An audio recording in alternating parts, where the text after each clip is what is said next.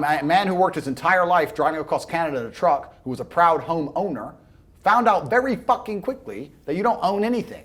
But I don't think that applies to most people who come to me and say, my mom said I should buy a house. Well, you're a dummy. Your mom did something that doesn't work anymore, and you're still a dummy. Thing is, sometimes your parents love you so much they give you bad advice. Well, they give you the advice that worked for them. Yeah. And I don't blame them. It's worked for them. So absolutely, why would they believe it doesn't work anymore? They were putting money in a savings account and getting interest on the money, like 4 or 5% interest on the money, and then buying a house for 1 year's salary that went up 10x. I'm sure it sounds like a great idea. Imagine if it was still that way right now, I'd tell everyone to buy a fucking house. But it isn't. And then you add into the fact that the government is getting more and more tyrannical. You add into the fact that violence is the bottom line. You add into the fact they will take your fucking house off you. What did they do in Canada to the truckers? When the Canadian truckers got tired of COVID, They went and they protested, and they lost their houses and lost their cars and lost their fucking pets. They euthanized their dogs.